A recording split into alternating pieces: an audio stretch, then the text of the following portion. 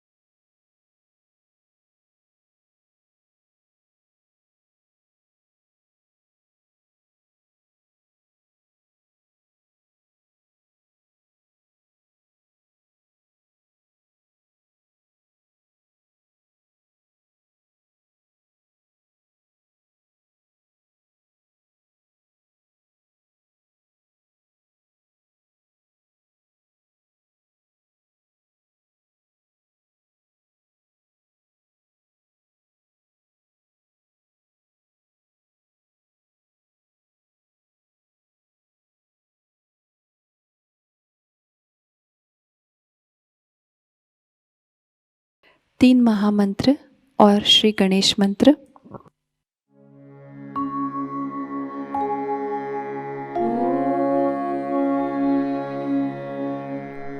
त्वमेव साक्षात्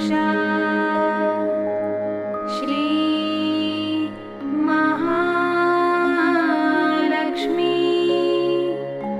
महासरस्वती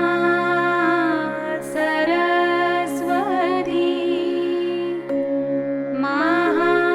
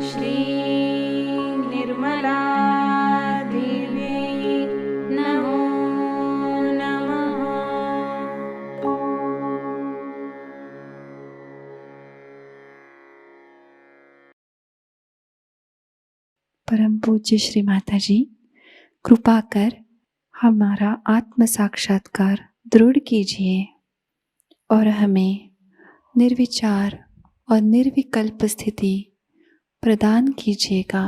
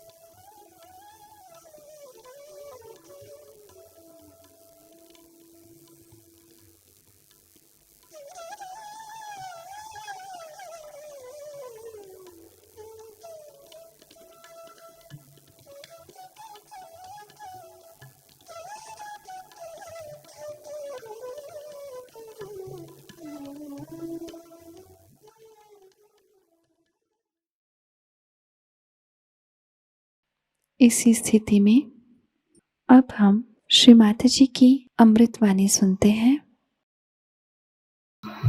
इस मनुष्य के अहंकार ने उसे इतनी ऊंची तक उतार दिया है कि वो भगवान के नाम पर हर तरह की बुराइयां करता है। ऐसे तो आप देख ही रहे हैं कि हर मंदिर में आप जाइए तो वहां पर देवियों के मंदिरों में भूत नचाते हैं, बिल्कुल बेशर्म जैसे। उनको कुछ मालूम नहीं कि क्या हरकत आ सकती है। आज हम बहुत धर्म धर्म करके घूम रहे हैं, लेकिन धर्म का जो हाल है उधर तो किसी को ध्यान ही नहीं। अब धर्म को आप राजकारण में लाने से फायदा क्या, जब धर्म ही नहीं धर्म रहा।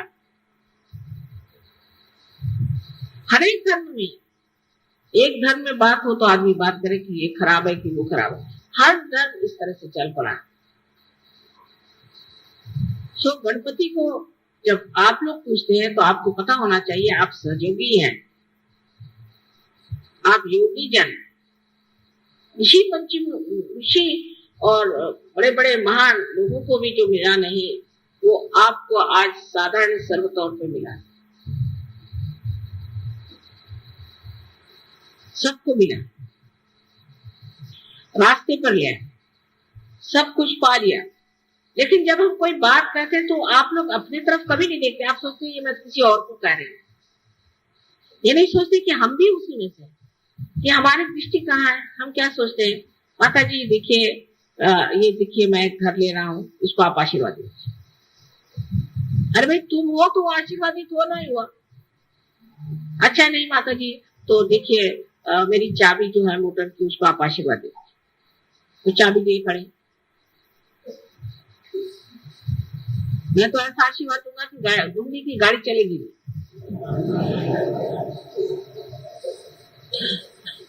और फिर जबरदस्ती करना कि आप मेरे घर आओ, मेरे घर नहीं आओगे तो ये होगा। और वहां जाकर के सुनेंगे क्या कि मेरा बिजनेस ऐसा है, मेरा ऐसा है, मेरा वैसा।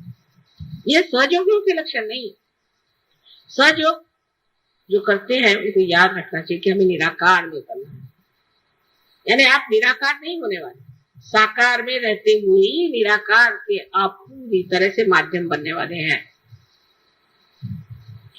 आपसे तो अच्छे रेडियो है, जिसको रेडियो बना दिया, अगर सब किसी को रेडियो बनाया तो उसने अपने हाथ से रेडियो बनाया और उसको जब कनेक्शन किया उसमें से संगीत सुनाई देता, कोई रेडियो धूल तो नहीं फेंकता। तो सर्वप्रथम हमारे अंदर गणेश जी को हमें जगाना है, सिर्फ पूजा मात्र नहीं, लेकिन उसे अगर जगाना है तो सर्वप्रथम हमें देखना चाहिए कि हमें शुद्ध होना है, हमारे अंदर शुद्धता आनी चाहिए। सो सबसे पहली शुद्धता है कि हमारे जो मौलिक बातें हैं उसकी ओर ध्यान दें। आजकल के सिनेमा और आजकल की सब चीजें आने से हमारी आंखें तक खराब हो और वो अबोधिता, वो निश्चल और निर्वाज प्यार संसार से मिट गया है। कोई सोच भी नहीं सकता कि ऐसा कोई प्यार कर सकता। और इस उधेड़ बुन में मनुष्य रहता है कि किस तरह से हम इस कार्य को ऐसा करें कि जो सहयोग भी चलता रहे और हमारे ये धंधे भी चलते रहे। जैसे कल एक देवी जी आके मुझे कहने लगी कि मेरे पति एक दूसरी औरत के पीछे पागल। मैं कहा उसको छोड़ो, यही कह ले, वो तो कह मैं परम सहयोगी हूँ, मुझे कैवल्य मिल गया और माता जी से संबंध मेरा और है और ये संबंध मेरा और। मगर के ऊपर चढ़ के आप नाव में नहीं उतर सकते। और जो लोग इस तरह के कामों में और इस चीज में अभी भी उलझ रहे हैं, उनको उचित है कि वो सहयोग छोड़ के और हमें रिहाई दे और अपने से छुट्टी पाए। तो उनका जो होना है वो तो होगा ही, लेकिन सहयोग बेकार में बदनाम होगा। अभी भी अगर चित्त इस तरह से उलझता है तो समझ लेना चाहिए कि इसे कहते हैं कि बिल्कुल ही बुनियादी चीज, बेसिक्स आपने नहीं पाए हैं गणेश जी के बेसिक्स। जरा महाराष्ट्र में ये चीज कुछ अकल कम है लोगों को, औरतों के पीछे भागना कुछ समझ नहीं आता, ये कुछ अजीब चीज मानी जाती है। यहाँ कुछ बस अपने यही कहीं किसी से शादी हो जाए, चलो वही अपनी बीवी हो गई, इस तरह से वो आ जाता है। यहाँ पे औरतों का पागलपन नहीं है। और मैंने सुना कि साउथ इंडिया में भी बहुत है। एक कोई राजा थे, उनके सुनते हैं कि 12,000 पत्नियां, बड़े आश्चर्य की बात। और उनमें से कुछ तो पैदल चलती थी बेचारी, कुछ पालकी में चलती थी, कुछ घोड़े पर, कुछ हाथी पर। फिर उनको ये इच्छा हुई कि एक और औरत करनी चाहिए, तो उन्होंने उस औरत की कोशिश करी। जब उसके लिए कोशिश करी तो वो उसने मना कर दिया कि मुझे नहीं आप क्या इसमें शामिल होना। तो उन्होंने चढ़ाई कर दी। उस वक्त एक मुसलमान राजा वहां पर था, तुगलक। उसने उस चढ़ाई का मुंह तोड़ जवाब दिया और वो हार गया और उसकी 12,000 औरतें भी भाग गई। उसको एक औरत कठिन गई। हमारे सहयोगियों को भी समझना चाहिए कि हमें किस तरह से अपनी शक्ति को अपने अंदर पूर्णतया जीवित रखना चाहिए और किस तरह से हमें अपनी वर्जिनिटी पर, अपने कौमारी व्यवस्था पर, अपनी गौरी स्थिति पर बहुत गर्व होना चाहिए, क्योंकि यही स्त्री की शक्ति है। अगर यह स्त्री की शक्ति छिन जाती है तो फिर ऐसी स्त्री किसी काम की नहीं रह जाती और इसीलिए ऐसी स्त्री को कोई पूछता भी नहीं और उसे मानता भी नहीं। हालांकि आजकल आप दुनिया में देखते हैं कि लोग जो है बहुसंख्य लोग जो है बहुसंख्य, ये लोग ऐसी औरतों को मानते हैं जो बिल्कुल मशहूर कहना चाहिए गंदगी से लबालब, जिनमें पवित्रता छुई भी नहीं। ये जो बहुसंख्य है, ये एक ही मार्ग से जा रहे हैं अपने नर्क की ओर। बहुसंख्य जाएंगे और वहां बहुसंख्यों का जो हाल होने वाला है वो मुझे आज ही दिखाई दे रहा है। बहरहाल आप बहुसंख्य नहीं, आप अल्पसंख्य और आपकी स्थिति और है। इसलिए जान लीजिए कि इस तरह के कामों में उलझना आपको बिल्कुल शोभा नहीं देगा। और अभी भी थोड़े थोड़े लोगों में मैं देखती हूँ चित्त इधर उधर बहुत। ये तो सबसे प्रथम चीज हमें जाननी चाहिए कि हमारी नैतिकता जो है, कम से कम हमारी नैतिकता ठीक होनी चाहिए। अब दूसरी जो चीज हिंदुस्तानियों में है, खास करके जो प्रदेश में छूटी है, उनका नैतिकता का बल कम है, लेकिन भौतिकता का बल वहां जबरदस्त है, क्योंकि उनको भौतिक चीजों में कोई दिलचस्पी नहीं। भौतिक चीज उनको कोई मनोरंजक नहीं लगती। पर हिंदुस्तानियों की तो आके हर एक दुकान में जब तक उसका सब एडवर्टीजमेंट पढ़ के वो न हो जाए तब तक उनको चैन नहीं आता है। हर पीछे मुड़ मुड़ के पढ़ेंगे हर एडवर्टीजमेंट, यहाँ क्या मिलता है, वहां क्या मिलता है, यहाँ क्या खरीदना, वहां क्या। और जब प्रदेश में भी ये जाते हैं तो बाजारी की धुन में रहते, बहुत शर्म आती। और जब यहाँ से भी प्रदेश में जाते हैं जो शादी वादी होके जाते हैं, वो तो इस कदर भौतिक लोग होते हैं कुछ समझ में नहीं आता कि इनकी भौतिकता क्या है। गणपतिपुणे में भी ऐसा दिखाई देता है कि लोग यानी ये कि भाई साहब हमें एक चीज मिली है लेकिन अभी तक हमें ये चीज नहीं मिली तो ये भी दे दीजिए। कितना ऊंचा, सब पैर की ठोकर पे होना चाहिए। तब आपने कहीं अपनी आंख उस निराकार के ओर उठाई कि जहां सारी भौतिकता ठोकर पे। जब तक ये शान आपके अंदर नहीं आएगी तो आप कहाँ के सहयोगी हो सकते हैं। तुकाराम को देखिए, ठीक है आप जिस पोजीशन में है उसके तरह से रहिए। जैसे राजा जनक थे, राजा थे तो राजा बन के रहते थे, पर सब ठोकरों पे चीजें रखते थे। और जब तक आपके अंदर ये भौतिकता बंधी हुई है तो आपका पहला ही जो चरण है वो मंदिर में ही नहीं आ सकता। श्री गणेश ठीक है, माँ है वो देना चाहती है क्योंकि इसी तरह से तो मैं जता सकती हूँ कि आपको प्यार करती हूँ, लेकिन इसका मतलब नहीं कि मेरे लिए बहुत बड़ी चीज है। बहुत बार शब्दों से नहीं कहा जा सकता। मेरे कटाक्ष को आप समझ नहीं पाते, तब हो सकता है चीजों से ही मैं जाहिर करना चाहती हूँ कि मैं आपके साथ हूँ और आप मेरे साथ हैं, आप मेरे बच्चे हैं। लेकिन इसका मतलब नहीं कि आप पागलों जैसे भौतिकता पे लुटे रहे। और कभी कभी तो इतना कमाल होता है कि किसी को कोई चीज दे भी दो तो कहते साहब ये तो चीज मैं पहनती नहीं हूँ, मुझे ये चीज नहीं चाहिए, मुझे दूसरी चीज वैसी मैं पहनती। धन्य आप। अरे भाई शबरी के जिन्होंने झूठे बेर खाए, विदुर के घर जिन्होंने जाके साग खाया, ऐसे सब महान हमारे साथ लोग हैं और आपके सामने भी हैं, आपसे कोई छिपे नहीं। तब फिर इस तरह की बातें करना, ओछापन, छोटी चीज, अगर माँ ने छोटी सी भी चीज दे दी तो वो बहुत ऊंची समझ के सर पे रखना। ये तक अगर आपको नहीं आता है तो आपकी सारी फैशन और आपके सब बेकार।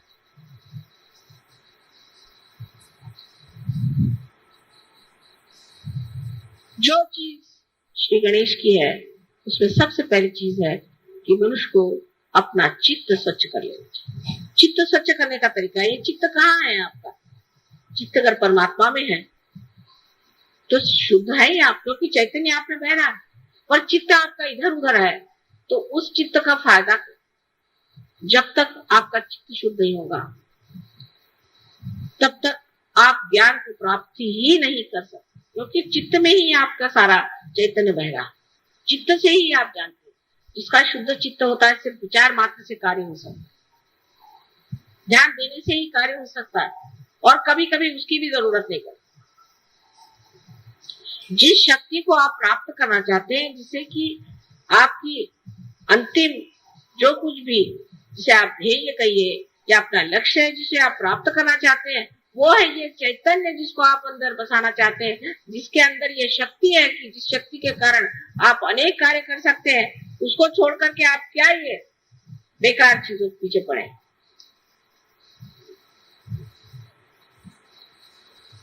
चित्त सारा इसमें रहेगा कि सहयोग में आने से हम कितने रुपए पैसे कमा सकते, नहीं तो क्या क्या चीज मार सकते।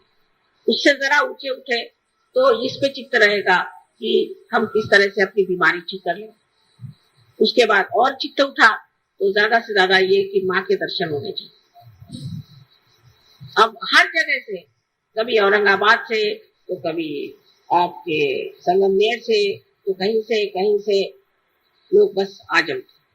दिल्ली से, कलकत्ते से जब गए, हम जान करके, मुद्दाम मराठी में शब्द है, इसका कोई और तो नहीं है, पर्याय नहीं, मुद्दाम जान करके हम आए। क्यों आए भाई? मेरे पास टाइम नहीं है, यहाँ मुद्दाम आए। कि सबसे लड़ाई करने का, माँ के दर्शन, हम दर्शन कर रहे हैं। दर्शन तो तुम्हारे हृदय में ही हो सकते हैं। अरे तुमको इतनी शक्ति देगी, उसके ही दर्शन करो, बहुत है। हम तो शक्ति ही है ना, हमें निराकार में तुमने प्राप्त नहीं किया है, इसलिए दर्शन चाहिए। कि बैठ करके घंटों इधर की बात उधर की बात समय बर्बाद करना क्या जरूरत है।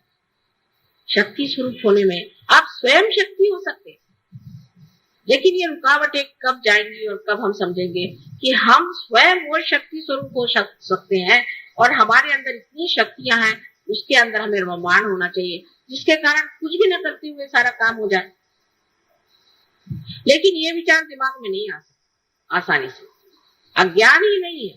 सिर्फ अज्ञान हो तो मैं कहूँ ठीक है, सिर्फ अज्ञान नहीं, अज्ञान ही नहीं है, लालच जो जकड़े हुए हमें, और दूसरी ममता माया, ये मेरा लड़का, ये मेरा बेटा, ये मेरी बेटी। और जिस वक्त आप इसे सोचते हैं तब ये सोचना चाहिए कि हम माँ के भी तो बेटे हैं, उनकी भी तो बेटी हैं, और उनके ही हम आप बेटे हैं। सजोक्या में आने के बाद आपका जीवन बदल गया, आप दूसरे खानदान में चले गए, आपका घर बदल गया, आपका गोत्र बदल गया, आपकी जाति बदल गई, आपका धर्म बदल गया, आप पूरी तरह से बदल करके एक नए हो गए, नए मानव हो गए हैं। वो क्यों? क्योंकि आपकी माँ जो है उसने आपको जागृति दी, तो आप सब पूरी तरह से बदल गए। जैसे एक गणेश जी को बनाने से हमारे हजारों काम, करोड़ों काम हो जाते हैं, क्योंकि उनके अंदर पूर्णतया माँ पे ही श्रद्धा, माँ के ही लिए सब पूर्णतया शरणागत होने की स्थिति है। सो जब तक वो शुद्धता हमारे हृदय में नहीं आएगी, जब तक हमारे मन में हम उस शुद्धता को प्राप्त नहीं करेंगे, तब तक वो शरणागति आएगी नहीं। ये तो ऐसा ही है कि जब तक आप गंगा पर नहीं जाएंगे और उसमें गगरी नहीं डुबाएंगे और गगरी के अंदर अगर जगह नहीं होगी तो उसमें पानी कैसे आएगा? ये सीधा हिसाब। सो जरूरी है कि हम अपने चित्त को शुद्ध करें, और चित्त को शुद्ध करके वो शुद्ध चित्त ही हम अपनी माँ को दे सकते हैं। अशुद्ध चीज से तो हमें तकलीफ ही होती रहती है, और जब शुद्ध चित्त होता है तो आपको आश्चर्य होता है कि आप स्वयं ही एक पुष्प की तरह महकते रहते।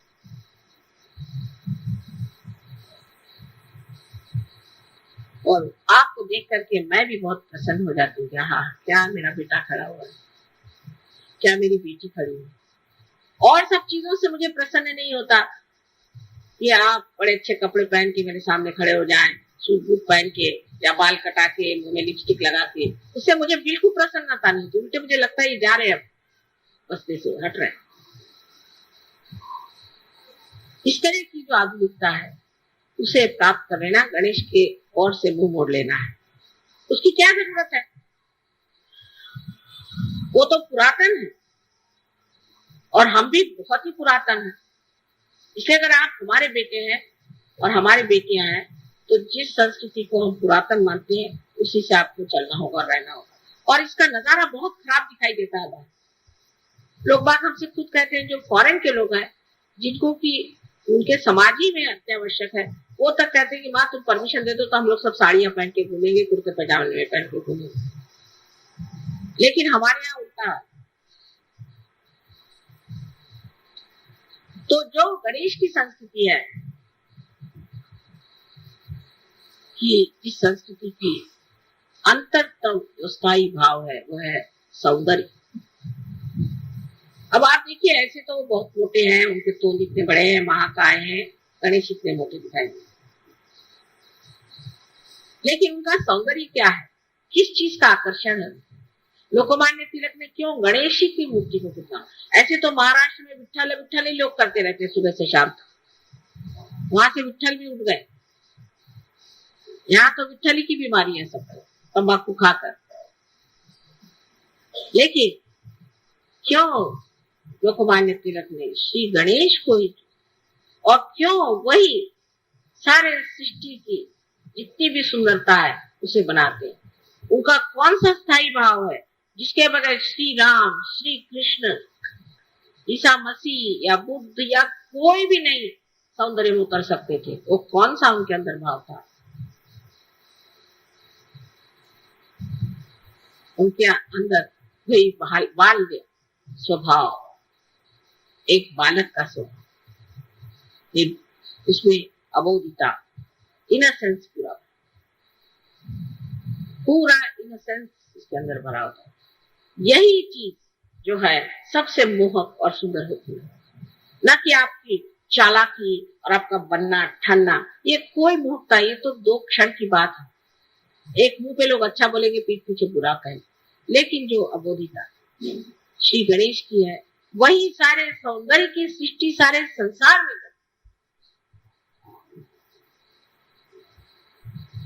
तो सारे सृष्टि का जो रूप है वो श्री गणेश की कार्रवाई, उनकी जो बालिश बातें हैं। श्री कृष्ण का भी वर्णन वही सबसे अच्छा लगता है जो सूरदास ने किया है। युक्त होकर चलते थे, ऐसे पैर से पंजर उनके बचते थे, गिर जाते थे, और आश्चर्य की बात है कि वो शीशे में अपना स्वरूप देख करके बड़े खुश होते थे, हालांकि वो विश्व के करता है। जहाँ उन्होंने अपनी माँ को अपने मुंह को खोल करके और सारे विश्व का दर्शन कराया, और बच्चों जैसी जो बातें करते थे। श्री राम के लिए भी यही कहा था। ईसा मसीह के बारे में लोगों ने उसका बचपन बताया नहीं, लेकिन उनका बचपन श्री गणेश के रूप में आप जान सकते हैं। और इसीलिए जहां जहां बचपन का लोगों ने उल्लेख नहीं किया तो बड़ी भारी गलती कर गए, क्योंकि ऐसे लोगों में आनंद और उल्लास नहीं होता, रोने धोने का धर्म बन गया। जैसे आप देखते हैं कि जैनियों में है रोने धोने का धर्म, बुद्धियों में, बुद्ध मार्गियों में रोने धोने का है, मुसलमान लोग रोने धोने का, बाप रे बाप, उनका तो भगवान ही बचाया। और ईसाइयों का तो बहुत ही रोने धोने का। ईसा मसीह ने सबके लिए अपने को क्रूस पे टांग लिया और सबके पापों की क्षमा मांग ली एक बार। अब आपको आश्चर्य होगा, ऐसी ऐसी जगह है जहाँ ईसा मसीह को टांग नहीं सकते तो खुद ही टंग लेते हैं, और बड़े प्रोसेशन के साथ वो टंगा हुआ आदमी सब लोग घुमाएगा। बताइए, इस तरह के तमाशे करने से क्या आप ईसा मसीह को प्राप्त कर सकते हैं? सो जो आनंद है, उस आनंद के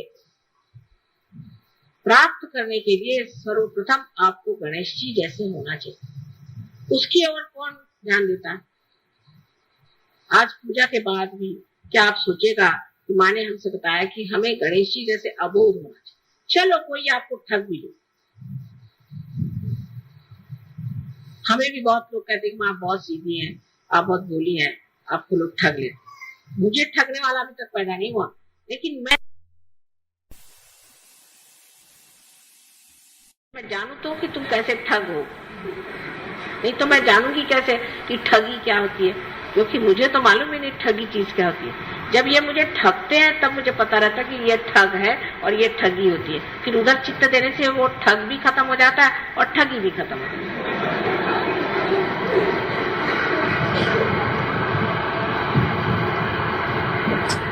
सो जरूरी है कि मनुष्य को उस भोलेपन स्वीकार करना चाहिए। शंकर के लिए भी यही कहा जाता है कि वो भोले, उनमें भोलापन है। कौन से ऐसी देवता है जिसमें भोलापन नहीं? देवी के लिए कहते हैं कि जिस वक्त उनको बहुत क्रोध आया और उन्होंने सारी सृष्टि का संहार करने का विचार कर दिया, बिल्कुल तंग आ, तब सब लोग ने हाहाकार मच गया कि जब माँ ही बिगड़ गई तो अब क्या होगा हमारा। और सबको लगा कि अब तो हम सर्वनाश हमेशा के लिए हो जाएगा और फिर से सृष्टि की रचना ही नहीं। उस वक्त शंकर जी को एक बात सूझी कि उन्हीं के बच्चे को उनके पैर के नीचे में डाल दिया पहले, कि तोड़ना है तो इसी बच्चे को तोड़ो। इतनी बड़ी जीभ उनकी निकल आई, बाप रे, मैं अपने बच्चे को ही मिटा रही। ये बच्चों के तरफ से जो हमारे लिए एक तरह से प्यार, आह्लाद, एकता और जो जिसे हम कहते हैं एकाग्रता, समग्रता, ये प्राप्त।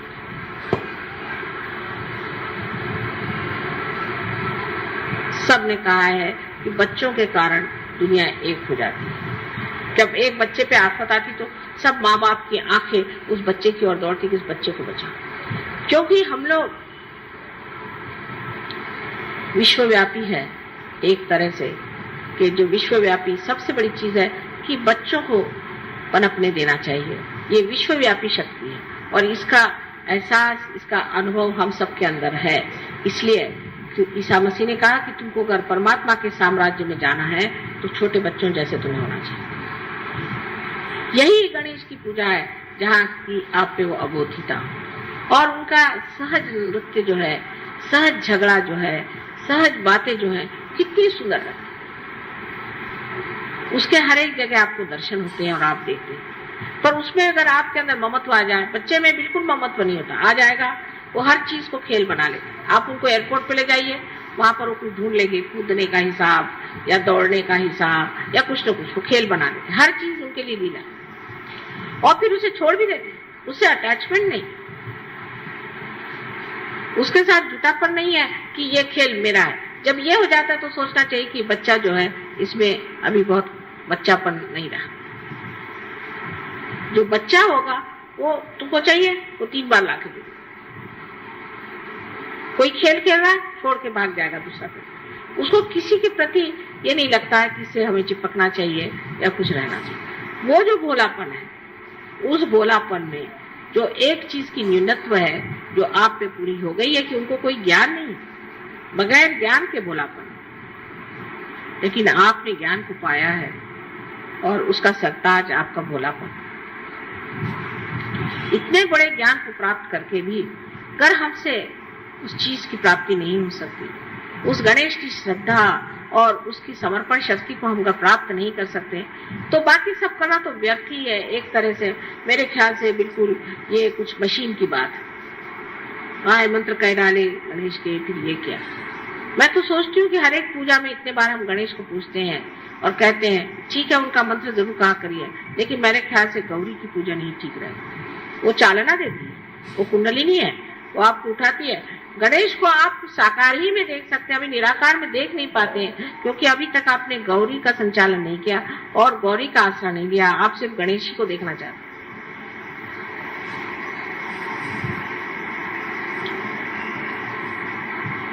आज गौरी का ही दिन है। ऐसा कुछ इत्तेफाक है कि सहयोग में हमेशा सहूलियत से पूजा होती है, ये नहीं मुहूर्त पे नहीं होती, कुछ भी हो सहूलियत होनी चाहिए। अभी संडे का रोज होना चाहिए, नहीं तो सबको ये नहीं। और संडे के रोज में भी वो टाइम होना चाहिए जब सिनेमा नहीं। मैंने आज तक कोई संडे को सिनेमा ही नहीं देखा, समझ में नहीं आता कि मुझे उसमें सिनेमा होता है कि नहीं होता है। और संडे को सिनेमा होता है, इसलिए पूजा सवेरे ही रखना अच्छा है और माँ जल्दी आप खत्म करना, क्योंकि उधर सिनेमा का टाइम हो जाएगा। ये अगर हमारी स्थिति है तो क्या फायदा है गणेश जी की पूजा करने से। अगर हमारा चित्त ऐसी ही चीजों में उलझा हुआ है तो आप लोग ये समझ लीजिए कि इसका कोई इलाज हम नहीं कर सकते, इसका कोई इलाज नहीं। सो चित्त को जो है हर समय आपको देखते रहना चाहिए कि इसमें कौन से विचार खड़े हो रहे हैं। इस पर नामदेव ने कहा हुआ है कि जैसे एक छोटा बच्चा हाथ में पतंग की डोरी लिए हुए सबसे बात कर रहा है, खेल रहा है और हंस रहा है, मजाक कर रहा है, लेकिन उसका चित्त पूरा उस पतंग की ओर है, उसी प्रकार एक योगी जन को अपना चित्त पूरा उस पतंग पे रखना चाहिए, अपनी आत्मा की। नहीं तो ये सारी शक्तियां जो दी भी हैं उनकी कोई पूर्ति नहीं हो सकती, उसका कोई प्रादुर्भाव हो नहीं सकता, कोई स्फोट नहीं हो सकता। लोग बहुत से पूछते हैं कि माँ क्यों ऐसा होता है। जैसे कि आप जानते हैं कि कोई सी भी स्पुतनिक जैसी चीजें जो कि आकाश में और अंतराल में जो फेंकी जाती हैं, उसका तरीका यही है कि जब एक के अंदर एक बिठाए जाते हैं और जब एक पहला एक हद तक पहुंचता है तो उसमें एकदम स्फोट होकर दूसरे को ढकेल देता है, फिर दूसरा वाला फिर स्फोट होता है, उससे दूसरा ढकेला जाता है, इससे एक्सेलरेट होती है उसकी शक्तियां, माने उसमें एकदम बढ़ावा आ जाता है। ऐसा ही स्फोट हमारे अंदर क्यों नहीं होता? क्योंकि अभी भी हम 10 पैसे में खरीदे जाने वाले गणपति जैसे ही हैं। इस वजह से अगर असली गणपति हो उसका स्फोट होना चाहिए और लोगों को पता चलना चाहिए कि एक एक आदमी क्या कमाल का है। वैसा नहीं होता है, हम अपने ही चीजों में उलझे रहते हैं, अपनी बातों में, अपने ही बारे में सोचते हैं और हर समय सोचते हैं कि इसमें हमारा क्या लाभ है सहयोग में आने से। असल में पूरा ही लाभ, पूरा ही लाभ, क्योंकि जिस वक्त आप अपने सिंहासन पर बैठ गए तो पूरा राज आपका ही है। लेकिन आप सिंहासन पर न बैठते हुए हर दरवाजे जाके भीख मांगेंगे तो आप तो भिखारी ही है। आपको सिंहासन बसाने से फायदा क्या? और सिंहासन पर बैठ करके भी आप कहें कि भाई माता जी को आप थोड़ा रुपया पैसा दे दो, तो इस चीज का क्या अर्थ लगता है? गणेश की शक्ति अगर अपने अंदर जागृत करनी है तो सबसे प्रथम जानना चाहिए कि हमें निराकार की ओर चित्त देना चाहिए, चैतन्य की ओर देना चाहिए, और चैतन्य जो हमारे अंदर से बह रहा है उसको देखना चाहिए। जिनका चैतन्य दूषित है वो यही कहेगा मुझे भूत लग गया। क्यों लगा? गणेश को कभी भूत नहीं लग सकता। तुमको तो अपने शरीर में मैंने स्थान दे दिया, ऐसा तो किसी ने किया होगा। और मैं तकलीफें उठाती हूँ आपकी सफाई के लिए, लेकिन आप लोग अपनी सफाई क्यों नहीं कर सकते? और आके लोग कहेंगे माँ मेरा आज्ञा पकड़ गया, मुझे अहंकार हो गया। क्यों हुआ? जब करने वाला परमात्मा है फिर आपको अहंकार क्यों? उसकी वजह यह है कि अपने दोषों को हम नहीं देखते, दूसरों में टाल देते हैं और कह देते हैं कि ये तुम्हारा काम और ये तुम्हारी वजह से। उसके उल्टे श्री गणेश, उनको पता भर चल जाए और मेरी अगर नजर उन पे नहीं हो तो सबको ठिकाने लगा दे। मैं आपसे बता दूं, इतने वो माहिर हैं, होशियार हैं, सतर्क है, दक्ष है। वो जानते हैं कि कहाँ पर कौन बैठा है, कैसे। मुझे भी सब मालूम है, ये नहीं कि मुझे नहीं मालूम, लेकिन मैं सुरक्षित रखना चाहती हूँ आपको। लेकिन वो नहीं, वो कहते हैं ऐसे बेकार लोगों को क्यों माँ के पीछे लगाना, वो तो ऐसे ठिकाना कर दे। लेकिन सबसे बड़ी चीज जो मुझे समझ नहीं आता अब भी, कि ये सब होने के बाद आपकी वाणी शुद्ध नहीं। वाणी में बहुत से लोग गालियां देते हैं, अभी भी सहयोग में चीखते हैं, चिल्लाते हैं, जोर से बोलते हैं, उसमें प्रेम माधुर्य कुछ है ही नहीं। इसका मतलब आपकी वाणी भी शुद्ध नहीं हुई। और ऊपर से दाम्भिकता, जिसे कहना चाहिए कि ढोंग करना, ऐसा दिखाना कि हम बड़े मुस्कुरा रहे हैं, हम बड़े हंस रहे हैं, बहुत ही खुश हो रहे हैं, और अंदर से तो मैं देख रही हूँ हृदय ही स्वच्छ नहीं। वो जो असली आनंद का गांभीर्य है, उसकी चमक ही और होती है, और हमसे तो छिप नहीं सकती वो। आप कुछ भी पोत के आइए, हम पहचान जाएंगे आप कितने गहरे पानी में। लेकिन वो किस लिए? हम भी आपको क्यों परखते हैं? किस वजह से परखते हैं? इतनी मेहनत क्यों करते हैं? वजह ये चाहते हैं कि आप लोग सब चमक जाएं। लेकिन जब तक आपके मन में अपना हित ना आए, जब तक आप अपनी अंतिम लक्ष्य को पूर्ति की तरफ ध्यान न दे और फालतू चीजों में उलझे रहेंगे और उसी से मुझे तंग करते रहेंगे। मुझसे लोग आर्ग्यू करते हैं, माँ हम आपकी इतनी पूजा करते हैं तो भी ऐसे कैसे हो? क्यों आपके अंदर कोई दोष नहीं? आप संपूर्ण हैं। ये तुम कहिए कि आप लोग पारंगत हैं। इस तरह की जब हम बातें सोचते हैं तब हमारा चित्त उठते जाता है ऊपर की ओर, और चैतन्य की ओर हमारे हाथ फैलाए हुए हैं। इस वक्त चैतन्य हमारे अंदर बहना शुरू हो जाता है और इतना खुश होता है वो कि चलो मेरा स्थान यहाँ मिल गया। जैसे कोई बाढ़ आ जाए, इस तरह से पूरा शरीर आलोकित हो जाता है। एक दो आदमियों को आलोकित करना तो बहुत आसान चीज है, लेकिन मैं तो चाहती हूँ कि सामूहिकता से हम लोग इस तरह से बने, क्योंकि आज उसकी जरूरत है। नहीं तो सोचिए कि ये समाज कहाँ जा रहा है। एक से एक चोर उचक के बैठे हुए हैं, सारी दुनिया भर की परेशानियां लोगों को लगी हुई हैं, और इसके अलावा इतनी अनैतिकता, माने घोर घोर कलयुग है। आप अपने बच्चों को इसी में क्या चाहते हैं कि सब कर दें, या आप चाहते हैं कि कोई विशेष महान कार्य के लिए आप इस संसार में आए हैं और उस कार्य को आप करें? हो गया, आपको पैसों का प्रॉब्लम था, सॉल्व हो गया, नौकरी का प्रॉब्लम था, सॉल्व हो गया, और प्रॉब्लम से सॉल्व हो गया, आगे क्या? अभी लालच खत्म ही नहीं हो रही, और उसके लिए भी मुझे परेशान करना हर समय बिल्कुल उचित नहीं। सिर्फ मुझसे प्रश्न सहयोग पे ही करने चाहिए, और कोई सा भी दूसरा प्रश्न करना गलत है, और वो भी प्रश्न बेकार में जानने के लिए बहुत सारी बातें करने की जरूरत नहीं, शांति में ही पूछने से अपने आप आपको उत्तर आ जाए। नहीं तो हर बार आपको मेरा लाउड स्पीकर लगाना पड़ेगा कि माँ ने इसमें क्या कहा, तो और में आप में क्या फर्क है। एक साहब मेरे पास आए, कहने मुझसे भगवान बोलते हैं। मैंने कहा कैसे? कहले बस मैं गीता है तो खोल लेता हूँ, जो पेज खुल जाता है उसमें जो लिखा है उसी से मैं समझ जाता हूँ भगवान ने कहा। मैं कहा वाह भाई वाह, वही हाल मेरा दिखता है, पेज खोल दो, माँ ने क्या कहा, ऐसा कहा। अब ये आपके अंदर सृजन शक्ति स्वयं है, आपके अंदर विचार शक्ति स्वयं है, आपके अंदर वो शक्ति है जिससे आप दुनिया को चमका सकते।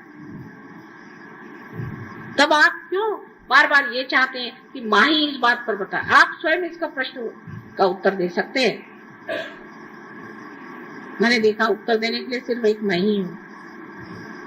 मेरे सामने तो सब प्रॉब्लम्स ही लोग लेके आते हैं, उसमें ऐसा प्रॉब्लम है, उसमें ऐसा प्रॉब्लम है, लेकिन कोई ऐसा नहीं मिलता कि नहीं इसका सोल्यूशन है माँ, आप चिंता न करें, हम कर दिखाएं। ऐसे भी तो कोई चाहिए, ये हम कर दिखाएं, ये कोई मुश्किल काम।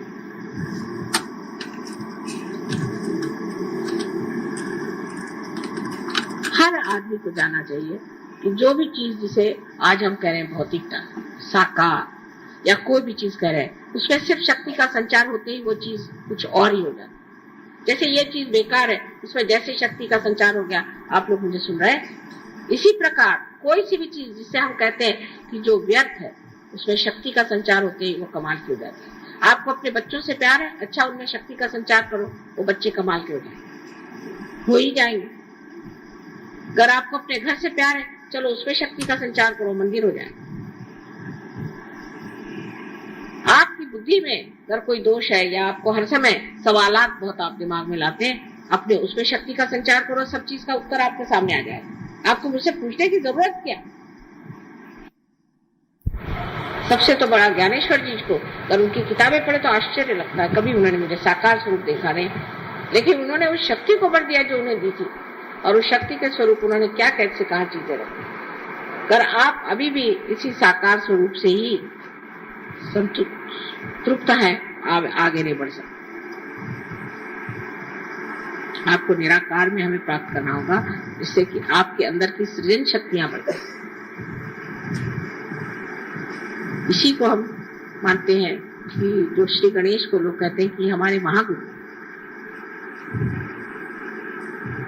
उसकी वजह यही है कि उनकी शक्ति के संचार से हम स्वयं ही गुरु हो जाते हैं।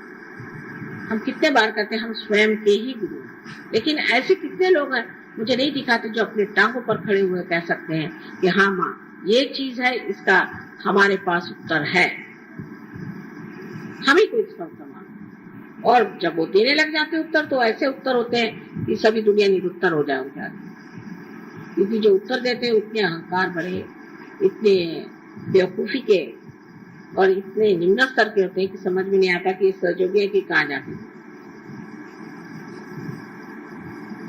अश्रद्धा वालों को नुकसान होता है, एक बात है, नुकसान भी होता है, और उनको सीखना पड़ता है, उनको बहुत से लेसन लेने पड़ते हैं, समझ लीजिए। लेकिन वो भी होने के बाद, वो सब होने के बाद भी आप अगर जिंदगी भर स्कूलों में ही पढ़ते रहे तो आपको नौकरी कैसी मिलेगी? हर ईयर आप अगर फेल होते रहे तो आपको नौकरी मिल ही नहीं सकती। परमात्मा आपको क्यों अपना नौकर बनाएगा? क्योंकि आप कहते हैं प्रभु तुम मुझे अपना माध्यम बना लो। भाई वो भी तो सोचते हैं कि माध्यम किसे बनाया जाए। ऐसे डिफेक्टिव लोगों को क्या जरूरत है माध्यम बना करके हर बार आफत हो, उनकी गाड़ी नहीं चल सकती। हम उनके माध्यम बनने के लिए हमारे अंदर सारी शक्तियां हैं, हमारे अंदर जागृति है। हम उसके बारे में जितना जानते हैं कोई भी नहीं जानता था। सहस्त्रार के बारे में किसी ने लिखा तक नहीं, वो तक हम जानते हैं। सारी चीज आज हमारे सामने पुस्तक के जैसे खुली हुई है। लेकिन इसका मतलब नहीं कि पुस्तक को पढ़ने से हो जाएगा, या मंत्र के कहने ही से आप शक्तिशाली नहीं हो सकते। मंत्र का जो स्थायी भाव पवित्रता है और उसकी फेंक, जिसे कहते हैं कि कहाँ नजर है, जब तक दोनों चीज में सामंजस्य नहीं आता, जैसे कि हाथ में पतंग हो और उड़ान उसके ऊपर हो, इसी प्रकार जब तक आपके जीवन में न हो कि हमारी उड़ान का। बहुत से लोग ये जरूर कहते हैं माँ हमें गॉड रियलाइजेशन कब हो, इसका कोई मैं लिख के दे सकती हूँ गारंटी, और दूसरी मर्तबा गए वहां किसी की बुराई करने लगे। साधा एक क्रोध जिस आदमी को कंट्रोल नहीं हो सकता, वो क्या सहयोग करे। कृष्ण ने क्रोध को सबसे पहले करने किया, सबसे बुरा बताया, क्रोधात भी जाए। क्रोध सबसे खराब चीज, सम्मोहन लाने वाली चीज। सो हमारे अंदर जो गणेश की शक्ति है उसे जागरूक करने में ये सोचना चाहिए हमें पवित्र, और पवित्रता में उनका सौंदर्य स्वरूप, जो भोला स्वरूप हो लेना नहीं। फिर वो कहेंगे ठीक है हम गणेश है, हम हाथ में परस लेके जिसको उसको मार देते, वो शक्ति आपके पास नहीं, वो परस आपके हाथ में नहीं। वो जिस दिन आपके हाथ में आएगी तो आपके हाथ में परस दिया जाएगा। अभी जिससे आप मार रहे हैं वो आप ही का भूत आपको मार रहा है। आप भूत हैं जो आप चीख रहे हैं, चिल्ला रहे हैं और गुस्सा कर रहे हैं, दूसरों को मार रहे हैं। ये गणेश शक्ति होने से, क्योंकि आपको पता ही नहीं आप किस पे चिल्ला रहे हैं, क्यों चिल्ला रहे हैं, क्या कर रहे हैं। ये जिस आदमी का इस तरह से दिमाग खराब है उसे सहयोग में छोड़ के पागल खाने में चला जाना चाहिए, उसका स्थान यहाँ पर नहीं। जो आज का भाषण है उसमें धार है उसी परस की, समझ लीजिए। हमें तो अधिकार, आपको अधिकार नहीं कि आप इस परस को वहां दुनिया भर में घुमाते फिरे। अपनी नाक काट लीजिएगा, अपनी कान काट लीजिएगा, किसी को आप काट नहीं सकते।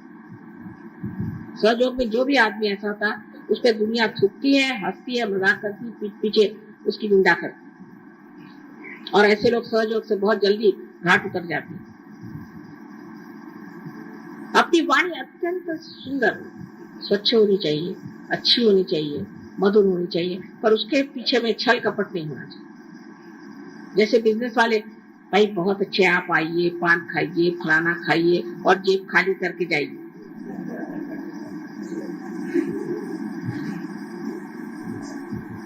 हृदय, बात हृदय से कहनी चाहिए, और जब हृदय से बात कही जाती है तो बड़ी गुणग्राही होती, क्योंकि हृदय जो है यही सब चीज को समाता है।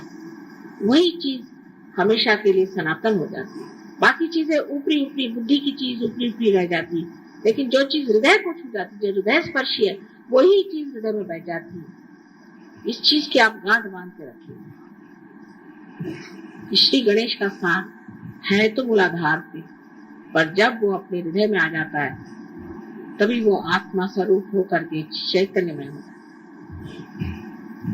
आत्मा जो है वही श्री गणेश, और वही श्री गणेश जब हमारे हृदय से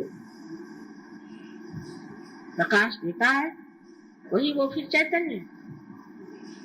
जिसने श्री गणेश को अपने हृदय में बिठा लिया उसके लिए फिर कुछ कहने की जरूरत नहीं। उसको कहते हैं कि हर समय मेरा आनंद में डूबा रहता है, उसे और चीजों की खबर ही नहीं होती, न परवाह रहती है, और रिद्धि सिद्धि सब उसके पैर के पास। वो खुद जानता भी नहीं, सोचता भी नहीं, सारे काम अपने आप होते रहते। ये अनुभव सिद्ध है, ये मैं बात ऐसी वैसी नहीं कह रही हूँ, ये अनुभव सिद्ध है। आप लोग जानते हैं, मेरे बारे में जानते हैं, वो आपके बारे में क्यों नहीं होना चाहिए। अभी तो हम ही आपके लिए रिद्धि सिद्धि बने, आपके पीछे पीछे घूम रहे हैं, पर सबका समय होता है। आपको भी अपने मंजिल को छोड़ करके दूसरी ओर मुड़ना नहीं चाहिए। अपनी नजर उन्नत करके उस ओर जाना चाहिए जहां आपको जाना है और जिसे आपको प्राप्त करना है। ये ऐसा आज तक कभी हुआ नहीं था और जो हो रहा है उसको अगर आप भूल जाएंगे तो इसमें दोष हमारा नहीं, और इसकी सजा हमें देने की जरूरत ही नहीं। श्री गणेश बैठे ही वहां परस लेकर के, इसलिए अपनी ओर दृष्टि, अपने अंदर वो गांधीर्य, श्री गणेश की जो शक्ति उस गांधीर्य से, अपने अंदर वो आनंद का गांधीर्य, आनंद एक सागर जैसे गंभीर, जैसे ऐसे गंभीर आत्मा को देखते ही मनुष्य पुलकित हो जाए आनंद से। फिर तो आप ही के दर्शन से काम हो जाएगा, मेरी तकलीफें बहुत कम हो जाएगी। तो वो स्थिति आनी पड़ेगी, और आज यही एक निश्चय करके आप पूजा करें कि वही हम स्थिति लाने वाले हैं। और आज विशेषकर गौरी की पूजा, कुंडलिनी की पूजा, जो हमें शक्ति चालना देती है, जो गणेश को ही वो शक्ति देती है जिसके कारण वो चलायमान है, और अब निराकार स्थिति से साकार आकर के और आप लोगों के साकार स्वरूप से ही वो आपको निराकार में उतार सकते हैं, वही वो गौरी शक्ति। तो हम शक्ति के पुजारी हैं, और जो शक्तिशाली नहीं है निशक्त है, जो अपनी शक्ति की पूजा नहीं करता और जो अपने अंदर वो शक्ति को जगाता नहीं और उसमें रममान नहीं होता और उसका प्रकाश नहीं देता, उसके लिए अपने को सहयोगी कहना व्यर्थ। ऐसे तो बहुत से बंदर और गधे मिल सकते हैं जिनपे मैं लेबल लगा दूं सहयोगी, सहयोगी, सहज गाड़वी, सहज फलाने, तो क्या वो हो जाएंगे?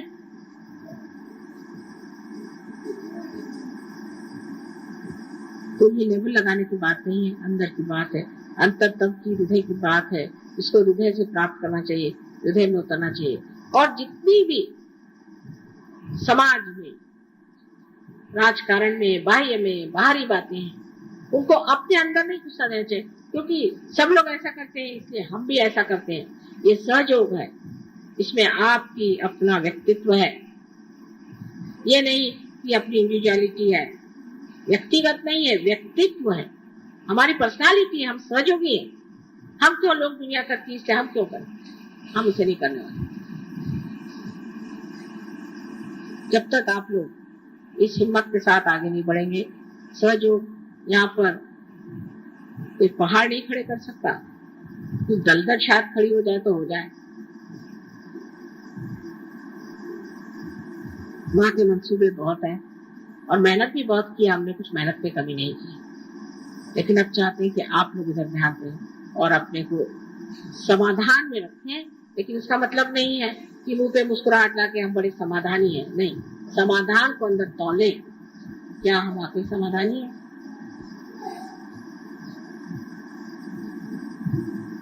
आशा है आप लोग सब पूरी तरह से ध्यान करेंगे और ध्यान की ओर अपना पूरा सर्वस्व लगाएं, तभी काम बनने वाला।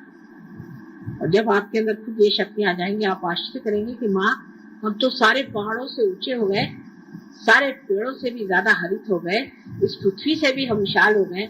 जैसे तुकाराम ने कहा था कि मैं तो दिखने में छोटा हूँ लेकिन आकाश कितना बड़ा हूँ। ये जब तक आपके अंदर नहीं होता तो फायदा क्या सहयोग में आने से। आज की बातों पे आप कृपया ध्यान दें और उधर चित्त करें और पूरे मन से आज यही पूजा करें श्री गणेश की कि हम गौरी माँ के सहायक से, उसकी शक्ति के साथ उस निराकार में उतरें जहाँ हम पूर्णतया आनंद में रहे और हमारे रोम रोम में वो शक्ति ऐसी बहे ये लोग दुनिया में जाने कि सहयोग में क्या कमालात, अपने कमाल को पूरी तरह से हासिल कर लेना, उसे एक्सेलेंस करना, वो चीज आप में आनी चाहिए। सहयोग में हमें एक्सेलेंस आया है या नहीं, ये खुद आप जज करना चाहिए आप। और हर एक आदमी कर सकता है, उसको पढ़ने लिखने की, किसी चीज की किताब की, किसी चीज की जरूरत नहीं, सिर्फ शुद्ध इच्छा की जरूरत है जो हमें अपने अंदर रखना चाहिए। आशा है आज पूजा में आप लोग इसे प्राप्त करें, महान शक्ति के साथ ही आप बाहर जाएंगे, उसको छोड़े बगैर नहीं। छोटी छोटी बातें जो भी मन में उभरे कि मेरा ये ठीक हो जाना चाहिए, वो सब छोड़ छाड़ के आज उसी महाशक्ति को प्राप्त करें, सब अपने आप ही ठीक होने वाला है।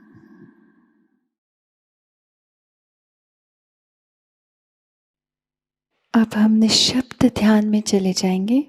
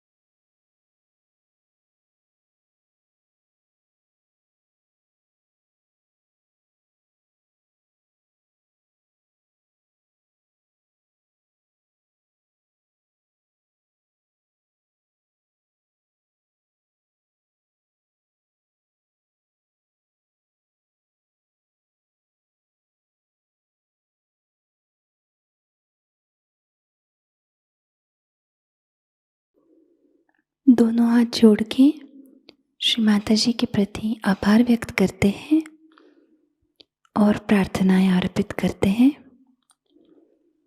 परम पूज्य श्री माता जी, आज का सामूहिक ध्यान हम आपके श्री चरणों में समर्पित करते हैं। आज के ध्यान में आपने हमें जो निरानंद प्रदान किया, हमें चैतन्य से आशीर्वादित किया माँ, इसलिए हम आपके ऋणी हैं।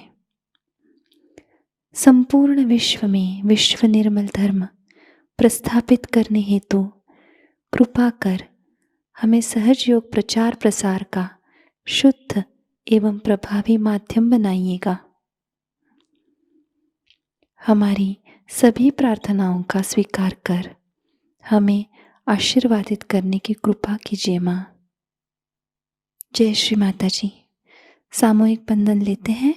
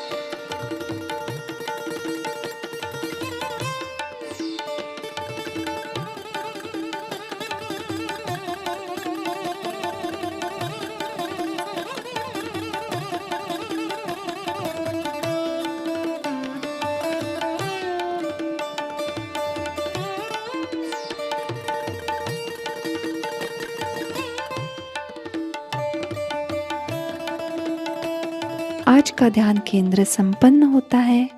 जय श्री माता जी।